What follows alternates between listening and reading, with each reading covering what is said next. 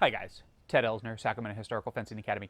Another beautiful day in California. So today we're going to follow on and we're going to continue our discussion of the rules of the Rostock. And in particular today, we're going to be getting into our first rule of the diagram that's found in the Rostock.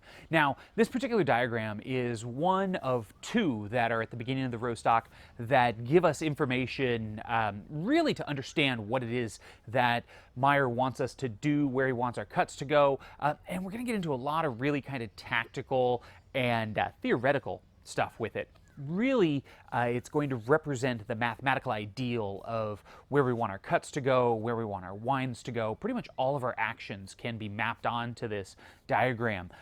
It's a really deep rabbit hole and one that we're still falling down in Sacramento as we try and understand everything that's going on with it. So in today's video, I'm going to try and just introduce it to you and give you kind of the basics about the diagram without hopefully overwhelming you too much. So let's go ahead and take a look at the diagram. All right, so here we have one of the two diagrams included in the Rostock, and here is the first rule of the diagram that goes along with it. In all bindings, you should hold your blade in the outer circle, upon which you should always have his body with your point, so that no harm befalls you. Then drive with his parrying outside or inside the circle, so you have an opening inside the large circle, or outside the small one, a sure opening. All right, guys, so that's the diagram, but by itself, it's not very useful. So let's take a look at what it looks like when we are going to apply it to an opponent. Using myself as a guide, we'll go ahead and put it up. So there we go. We see the diagram now superimposed over me with the positions appropriately aligned. As you can see, that top line passes through my shoulders, while the lower line passes through my thighs, and the center line passes right through my belly, dividing me up. Now, there are certain points that are going to be marked off along this. We really can identify, for instance, the rough quadrant in which we're going to hold our ox, or where we'll hold our flugs. And so that's going to give us a really good idea of what we're looking at.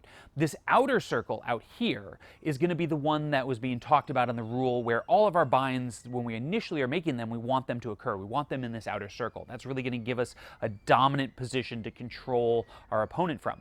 Conversely, if we're going to be working from a disadvantaged situation, we may find that we want to be driving all of the binds so that they occur inside of this inner circle. So we're going to be trying to show you that today and kind of see how that gets us there.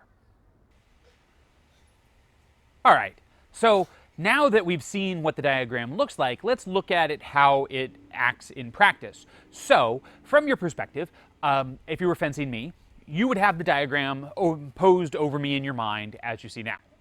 Okay? And what we're looking for is, as I am attacking and you're creating your bind, the initial bind as it comes in might find itself to be maybe in that kind of middle range between the outermost circle and the innermost circle. And that's not necessarily really where we want to be. So from here, as you drive up with your sword and press, your goal is to put it into that outer ring. Once it's there, now as the person with the overbind, you're going to be able to press against, drive up with your sword, and have all of this area to attack into. Basically, you're going to move into ox and end up with your sword in me. All right, guys, so now let's take a look at what this looks like when I'm the attacker that's been parried. My opponent is going to parry me with a good Absetson style parry. They're going to come in right over my shoulder, threatening my face. They're not going to do a common parry that's an arm's length away from me that would allow me to attack around to the other side. I'm not going to have that space. I'm going to be forced to wind. And my goal in the binding, when they put the parry on, is to take theirs and change its location. And the way that I'm going to do that is through the use of the short edge. They're going to end up with their long edge on my short edge, which I'm then going to press their sword out of the way. About halfway through, as I regain the overbind, I'm going to switch back to my long edge to continue my attack. So I come in and strike and see that they're ending up, in this case, on my middle strong. I immediately start to rotate my short edge in to drive their blade across, and as I gain the overbind, switch to my long edge, which now will let me press down into that lower circle, or I could all the way up into the outer circle. But in either situation, that's going to give me a direct path to the throat, to the face, to an opposite shoulder, wherever I want to go.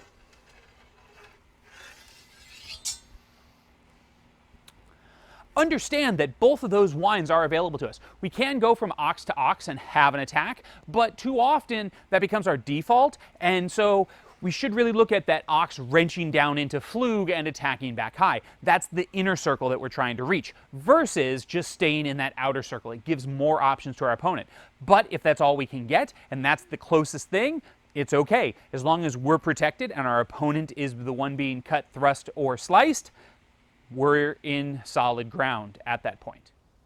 All right, guys, so that has been our look at the first rule of the diagram, just a quick introduction to the topic. In our next video, we're going to go over this material again, and we're going to start to take a look at exactly what Meyer wants us to do as we cross into those binds, because he does go into detail on how we should seek to offend our opponent, including at times working around to the outside without necessarily parrying directly. Anyway, guys, I hope you've enjoyed this video. If you haven't already, hit that like button. If you're not already a subscriber, go ahead and maybe sign up and subscribe to us so that you can see our videos that come out every day. Also, follow us on Facebook. We're always happy to interact with our fans. And, you know, once all the social distancing comes to an end, if you're in the greater California area, come out and visit us in Sacramento. We'll see you there. Bye-bye.